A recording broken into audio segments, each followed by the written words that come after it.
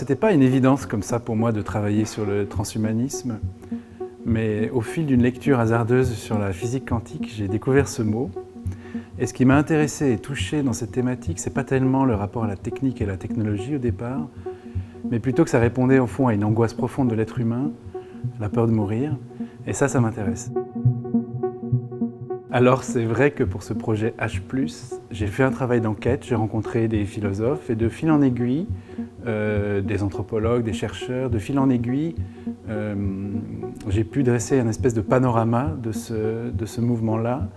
Et donc j'ai choisi certaines personnes très iconiques comme Neil Harbisson, qui est très connu, qui milite pour le transhumanisme, et d'autres personnes beaucoup moins connues qui m'ont intéressé pour différentes raisons, soit leur discours politique autour de cette question, la sensibilité qu'ils avaient, ou le hasard des rencontres parfois. La réalisation du projet a été très difficile. D'abord parce que personne ne voulait apparaître dans le projet. Donc j'ai fait beaucoup de nature morte au début. J'ai pu travailler, et c'était très intéressant, sur les objets, réfléchir vraiment à cette question des objets, à notre relation avec eux. Et puis il y a eu un immense travail de négociation à chaque fois, presque pour chaque photographie de personnage, pour différentes raisons.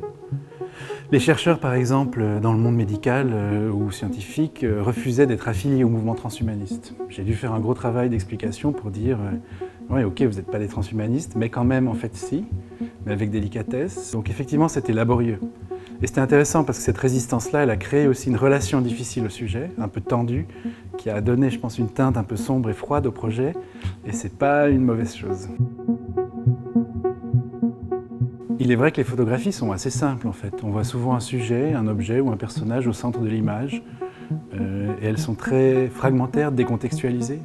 Et moi ce que j'aime, c'est pas simplement la photographie isolée, même si j'ai le souci d'une forme plastique qui soit séduisante et intéressante, mais c'est la mise en réseau de ces images les unes avec les autres qui fait émerger du sens.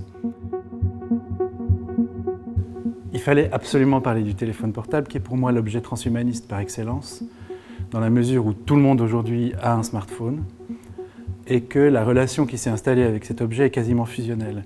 C'est-à-dire qu'on retrouve un petit peu le mythe du cyborg à travers le smartphone, mais la genèse en tout cas, parce que c'est un objet, quand on l'oublie par exemple le matin, on se sent un peu mal, comme s'il manquait quelque chose. Moi, c'est presque angoissant pour moi d'une certaine façon. Je travaille avec, je me guide avec. Donc c'était important de présenter ce truc-là et de le présenter d'une façon un petit peu quand même inquiétante, dans le sens où en quelques années, il a complètement transformé notre façon d'être au monde. Donc j'aime bien cette idée que la technologie nous donne et qu'elle nous prend, qu'on ait toujours une ambivalence. Ce n'est pas un projet complètement à charge contre la technologie, mais c'est vrai que j'aime qu'il y ait cette ambivalence et ce côté un peu gênant, qu'on la questionne en tout cas.